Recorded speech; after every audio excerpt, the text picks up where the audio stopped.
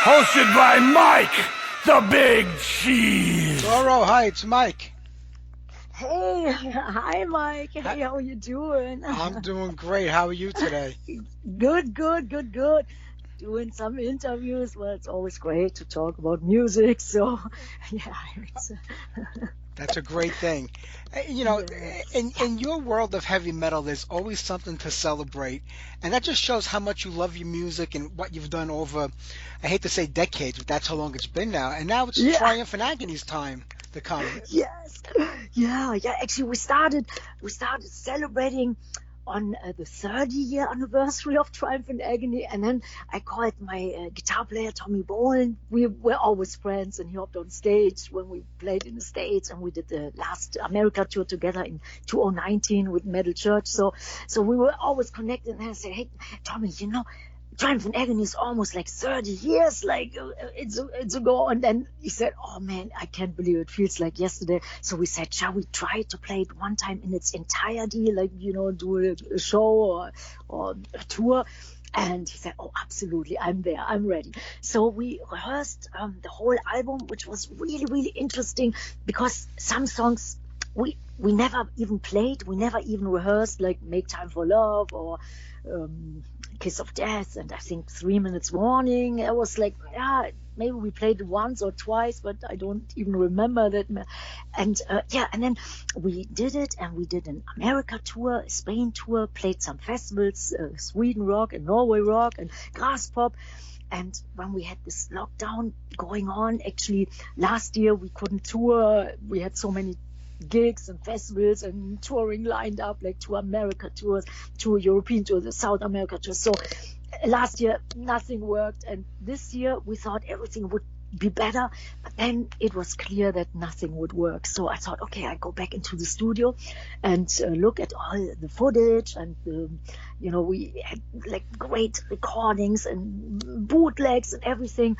Yeah, and then I thought, wow, Sweden Rock was really the most magic gig, and had great camera work, great microphones on each instrument, so we could mix everything perfect. Yeah, and then we started working on the Triumph and Agony live, and there's a Blu-ray as well coming with the CD, and it shows the whole history of the Triumph and Agony album, the original, and it shows Sweden Rock, the performance, and I think it's pretty, it looks pretty good and sounds pretty good, and now 35th anniversary is coming up actually next year, but the record is coming out by the end of this year, so I think 24th of September is the release date. So we can celebrate all next year. Well, 34 years is pretty big too. But when you go back and think about it, I mean, the album came out almost around the same time, September in '87, and it was I don't know how you felt about it when it came out, but when you think back now, that was a humongous record for you, because it was like the first record without most of the people from the original Warlock album. I think just Michael on drums was the only one that was left with you. So you had a whole new band basically on that record. The style was a little bit different than the earlier albums. It was more acceptable for a lot of people that weren't into maybe the earlier heavier stuff. And then All We Are comes out, and everything just explodes. I mean, how did you feel about that album at the time? Oh, making that album was so great. It was like every day was a new adventure. And, it was my first time in America, and I always wanted to go to America. So on the True Steel album, I had like 3 days, to do a little promotion tour in New York, actually. And I thought, man, I want to stay. I really fell in love with the States and New York and all these great people. And, I got great connections. And then we had an American manager. His name was Alex Grobe. He was at first the advisor, but he became the manager later. He said, Doro, I have somebody who could maybe show you like the metal scene and the record stores and the clubs and stuff. And his name was Joey Ballin. And we met and got along great and stuff. And he was a musician, guitar player, could play piano and all these instruments. And anyhow, and we went, to see all the clubs and record stores, which was mind blowing that were open 24 hours. Like I remember a couple of like these record chains, like Tower Records, 24 hours. I could, weed through all the records. It was unbelievable. So I wanted to stay. And then, sometimes we went to a club and stuff, and I got to know the metal scene a little bit. And then Joey, one night, he said, so what else you want to do? You want to see another club and stuff? And I said, Joey, maybe we can do a little jam session. So we went to his apartment, and that was the first time that we did a little jam session. We had great chemistry, and I told him a couple of crazy stories. My first time a promotion tour in Hungary, where we almost got into jail because people were so serious, and it was a totally different vibe. And we had our Burning the Witches records in the trunk, and the whole car was filled with it. And I wanted to do promotion. And then on the border, they took all the records away, and I made sure that, we would be scared. Like, it was heavy. So we went to Hungary, but we couldn't do any promotion, nothing. And I told Joey about that story, and he said, wow, that's really interesting. And then we wrote our first song, East Meets West, when East Meets West is going to be a hell of a mess. And then we recorded it on a Walkman, and Joey played guitar, like acoustic guitar. I was singing. We had the whole lyrics done that night. And the next day I went to the manager and I said, hey, Alex, metal scene's great, record stores, everything, but I think we have a killer song in the making. And he said, let me hear it. And I played it for him. He said, man, it sounds really good. He said, maybe you guys should go on like writing more songs, not going to all the clubs anymore, just like, maybe, do some more tunes. So we did. And the second song was 3 Minute Warning. And the third song, there was actually a funny story, because Joey showed me all kinds of stuff, and I was super curious about everything. And he asked me if I ever played the Ouija board. And I said, no. And I said, Joey, I think that's totally forbidden in Germany. I think at the time it really was. And I know why, because I think that thing is really, it's intense. It's intense, and I think it works. And we had many like really adventures. And one time the house almost burned down. But anyhow, before that happened, I said, Joey, can you ask this spirit, if it has a message for me? And he said, okay. And then the message was, make time for love. And then we wrote our first ballad, and it sounded great. And I played it for Alex again, and he said, man, you guys, I think you have something really going on. This is great, and let's do a nice demo of these 3 songs. So we went into the Power Station studio, which was the best studio, I think, in the whole wide world. Back then, that was like, it had the most magic and atmosphere and stuff. So we recorded these 3 songs.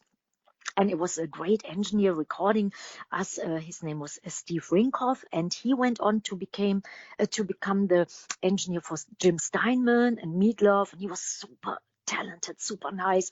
So the first 3 songs, I think they came out great. Tommy Bowen played on it, because I wanted to have somebody really like a metal guitarist. And Joey was a fantastic guitarist, but more like, a different genre.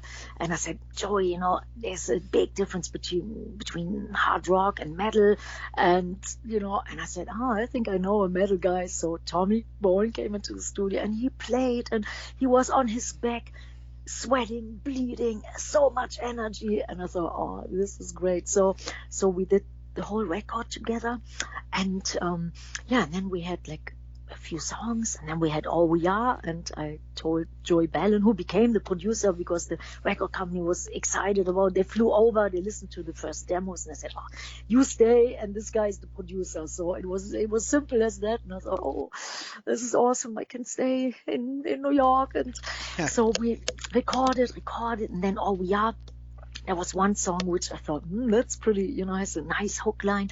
And I said, Joey, I would like to have a really nice background choir, a little bit like Accept or something, like Waltz to the Wall, kind of like a real cool choir. So we invited all our friends and even asked people on the street if they would come up to the studio and sing backgrounds, and and it was so cool. And I said, yes, sure. Everybody was happy to be on a record. And so I was with the engineer in the room where the mixing desk is, and then I saw the guys were singing, and they were singing their heart out, and I thought, wow, I think we have something, like maybe it could be a single. And then later on, All We Are became the first single, and there was a big video production in LA. Actually, we did it with a very good video producer who did all the other big metal bands. Yeah, and then it was a dream come true. MTV picked up on it. They put it on heavy rotation. It was always played in Headbangers Ball and stuff. And yeah, and then the second single was Für Immer, which was like, oh, I thought it had so much magic. But at first the record company said, no, you can't put like a German song on the record, and it's kind of a ballad. And then I said, no, I have to, I want to, it's magical, I know it, I know the fans will love it. And then I said, okay, then on vinyl, last B-side, last song. And then we went on tour in Europe with Ronnie James Dio, and it became an instant, like the biggest song for us, All We Are and Für Immer. And then the record company came back and I said, oh, Für Immer has to be the second single. And I said, hey, didn't you say you wanted to take that song off the record? And they said, no, we never said that. And I said, I think I remember something like that. So, and yeah, and then this record became really huge. And in America, we did a great big tour with Megadeth and Sanctuary. And so 87 and 88, it had the best memories. And then it was a real treat to do the Triumph and Agony live. And, like you associate so many good, memories and feelings. And metal was like, that was, I think, the peak of the metal, days in 87, 88. And yeah, so, and I think all the other records, Burning the Witches, Hellbound, Twisted, they were leading up to the Triumph and Agony album. And and then suddenly we had some good support by the record company, everything, which before they were just checking it out if it would work and stuff. But Triumph and Agony, everybody said, hey, yeah, let's go for it. And that was really, that was unbelievable. Yeah. It's one of those magical records because, you'll always have a musician or an artist when you ask them about one of their records and a song, they'll say, well, you know what, we had to come up with a filler. We needed an extra song to put on the record, and we weren't crazy about that one song, but we had to put it on.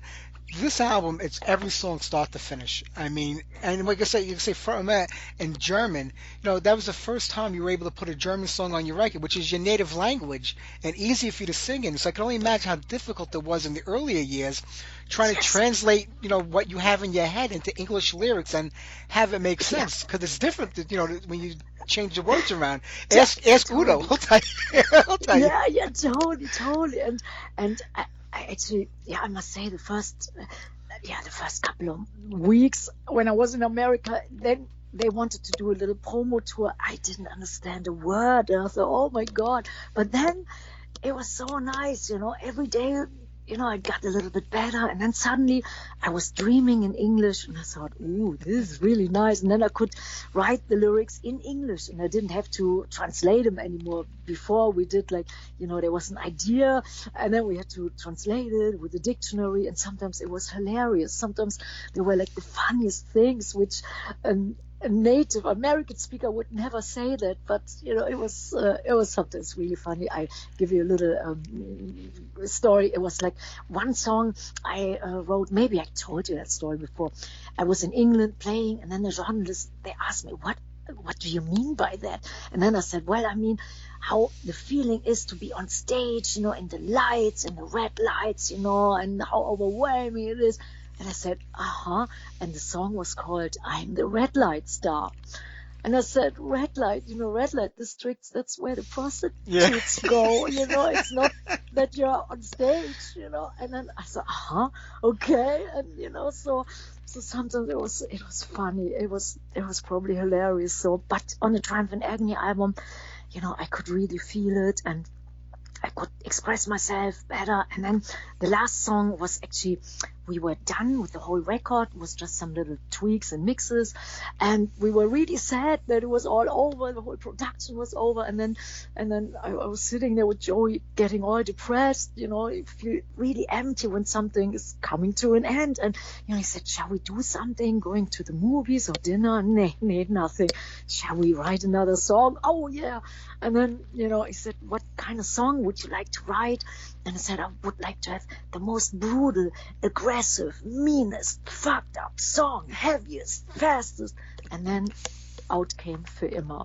It was the first German ballad, and so it was so unbelievable, but it came straight out of the heart. And there's a little English, little German, a Spanish sentence, which I wanted to put that in because I did a tour with Judas Priest in '86, and that was my first time that I saw the mentality of like the Spanish metalheads, like similar to the South America metalheads. They really live for metal and they're passionate about. And then I thought I want to put the Spanish sentence in, and there was somebody who was tweaking the Marshall amps, and I asked him, can you give me a sentence? And he didn't understand a word. He didn't speak English, of course, didn't speak German, but he kind of understood. And then he said, okay, say that. And it's Hay una promesa en el sonido, and it means there's a promise in this song. And I thought, oh man, it couldn't be more perfect. I found out much later, but so this record was really, it was done with so much energy and magic and love. Cozy Powell played on it. He played on a couple of songs, and Touch of Evil, that was his intro, and the song he played on, because I want to have somebody with a lot of power.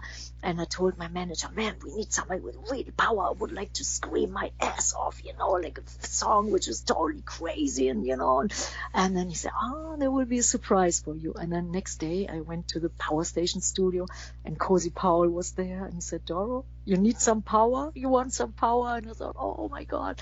So he played like, oh man, he played so amazing. And and the memories, I tell you, are priceless. So I could tell that this magic, that this record had magic. We didn't know that it would make, that it would make it, or that it would be kind of successful. But the fun of making it was already like, wow, that was so rewarding. And then when it did something, when the fans loved it, and when we got a worldwide release and could go on tour worldwide, that was unbelievable. It was.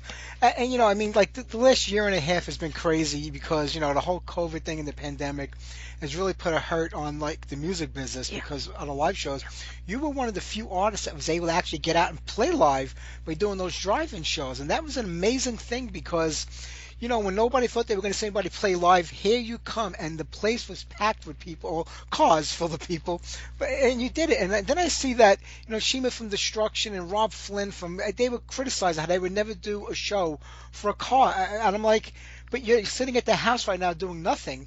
And Doro was out there playing. You have to make it's not ideal, but you have to make the best of it. And you did that. And I have to give you a lot of applause for that.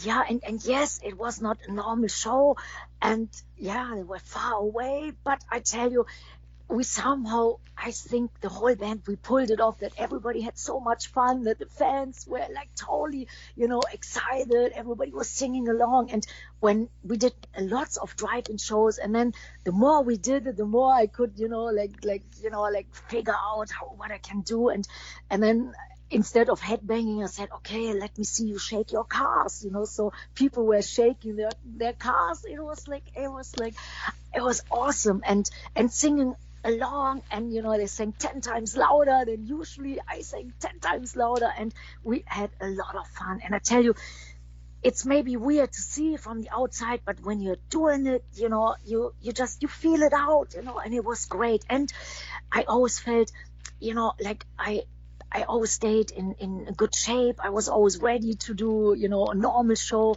because the pipes were in good shape, the body was in good shape. It was hard work. Actually, after the first show, my body was aching. I think I couldn't even crawl out of bed because every muscle was so tense, and I gave it my all without noticing it. On stage, you don't notice any pain, nothing, but afterwards it's like a different. So it's like working out for the first time after a long time when you haven't done anything. So, but we had so much fun. And this year we did a couple of shows, a couple of beach chair open airs. That sounds very weird, but we had so much fun. Everybody was sitting in the beach chair, like 2 people. They could drink beer, they could have a great time, they could sing along. They were, getting up, headbanging, and it was totally safe. And I think in this day and age, doing something live, but that everybody is safe, nobody, can catch anything. I think that's awesome, And now on the last weekend, we did our first normal festival in Belgium, the Alcatraz Festival, and it was great. It was such a treat. It was like a really normal festival. Everybody got in, they had to be tested, and, you had to show your vaccine pass, and then everybody could do whatever they wanted, and I think everything was safe, and it was such a great festival and a great feeling. And we as a band, we were fully rehearsed because we have done, the other things before. So, it was good. But I understand it's not everybody's cup of tea, but to us, it was a lot of fun. And all the fans who were there, I think they enjoyed it big time. Oh, I'm sure. But isn't that what it's all about in the end? I mean, you're a creature of the stage. I mean, you really shine when you're up on the stage. Yeah. That's where you belong in.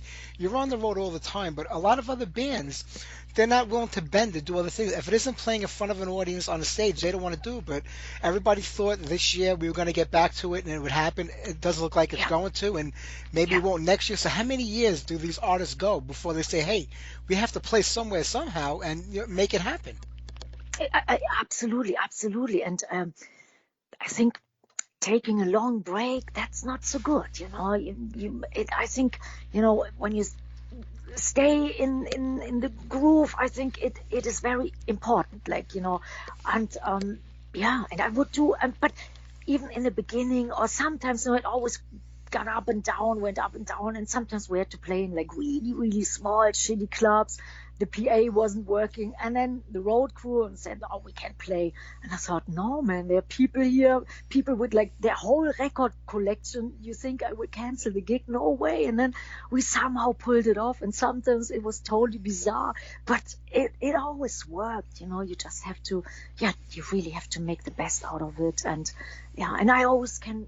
I'm used to working hard, so you just have to work a little bit harder, give out 10 times more energy, like strain your voice a little bit more, jump around a little bit more. It works. So, but but from the outside, I understand. Maybe it looks, it looks different, or it doesn't look very attractive, but I guarantee you, all the fans, they had a blast. And that's what it's all about. I mean, getting back to the music now with the albums. I mean, Forever Warriors, Forever United. About 3 years ago, it came out. A massive amount of music, a double set. We waited a long time to get that record before the one before it. I know you're working on new music right now. I mean, do you think you're going to have it ready for next year? You're going to hold off on it till maybe things pick up a little bit? Actually, sometimes, people say it makes no sense if there's another lockdown, if all the record stores are closed, which in Europe, many months, everything was closed. And so, but I'm working on a new album. So definitely, next year I want to put out a new album. We already have 6 songs, I think, killer songs. And and then of course we want to, play live, the Triumph and Agony material and the new record. So it's all in the making. But the Triumph and Agony live, that's what what I'm so excited about now. And when it's out, then I will go back into the studio and work on some more songs. But yeah, and we try to play all the shows and the tour. There's a tour with Michael Schenker in the UK, some more festivals, Wacken, the Bullhead City. It's a festival a little bit smaller, but still, I think 25,000 people they're expecting. So there are tons of stuff to do. Another European tour, and then next year I want to play all the shows we have moved from last year. So we just keep our fingers crossed, keep on working, and I hope everything will get better. Here the numbers are going up. I'm just in Europe, coming from Belgium, from that festival. So I don't know. I hope everything will stay open, but if not, then I go straight to the studio and then hopefully I'll do a record which is even better than the Forever Boys, Forever Unite. I loved it so much, but we want to try. Yeah. Oh, I know you will, and I hope that things do get better, because I know New York is like your second home, and we need to get you back over here. Another great show at the Gramercy Theater. That's the way it always goes when you come to New York, so I'm looking forward to that happening. Oh yeah, me too. I'm looking forward to see all the metalheads in New York. You know how much I love New York, and thank you so much for having me. And and definitely Gramercy Theater. Oh, that would be my first choice. I would love it. And so hopefully soon. And I hope so. Everybody will stay. I'm not going to keep you, Doro. I know you had interviews to do all day long, especially this week, but I can't wait for this record to come out. It's going to be a killer. People are going to get to hear all these great songs live, and I'm looking forward to the studio record when it comes out next year. Yeah, and for collectors, there are many different, like little box sets. There's the Warlock figurine, like holding me in his arms, and there's a big record cover, like with marbled vinyl, and even a cassette and all old school stuff, patches and stuff. So you can put some more stuff on your battle vest. I always love these diehard medals with the battle vest. So yeah, all good stuff, and I'm excited. I can't wait till the fans hear it and see it, the Blu-ray, and I hope everybody will remember the great times, and Oh, they will. Yeah. I have to go and buy another old car now that has a cassette player in it, so I can buy the cassette tape. yeah, exactly. Yeah, but it looks so cute. You can put it on your shelf next to the figurines, next to the Kiss dolls, to the Kiss figurines, something. So you take care of yourself and stay safe out there, and I can't wait to see you live again. It's been a while. Oh, thank you so much, and thank you for having me again. It was great, as always, talking to you, and all the best to you, and see you very soon, I hope. And, I will. Take care, Doro. Bye-bye. You too. Take care, too. Bye-bye. Thank you.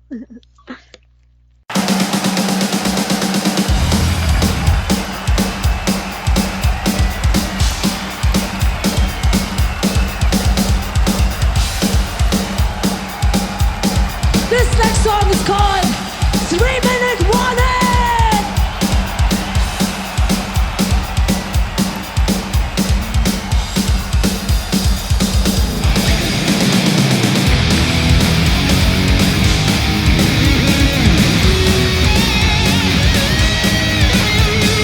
Mama said they're trouble on the street today. That ugly one's got nowhere to play. They're right, yes indeed they're right, but they don't believe I will change it all someday. People keep pushing me everywhere, then I'm gonna keep taking it day. They're wrong, yes indeed I'm strong. This is me, I will change it all someday. Now 3-minute warning before the whistle blows. Now 3-minute warning for overload. There's 3 more minutes while I lose my head. 3 more minutes till you should dead. 3-minute warning for whistle blows. Now 3-minute warning for overload. Knowledge of guidance is the only one that understands. There's nothing like a stranger to a strange land. I get along, yes I wanna be strong. Strong until last day passes through my veins. Now 3-minute warning for whistle blows. Now 3-minute warning for overload. Now lose my head. Keep on being steady, wish you're dead. See me wanting, or lose control. That's really wanting, go all alone. Yeah.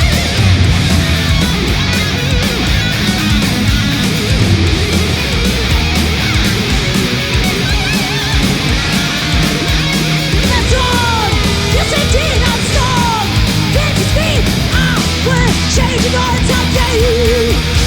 That's really wanting, for listen blues. That's really wanting, for all below. That dream won't be for all lose my head. Dream won't be, then you wish you're dead. Dreamy wanting, for listen blues. That's really wanting. Yeah. Oh, thank you so much. Tack så mycket.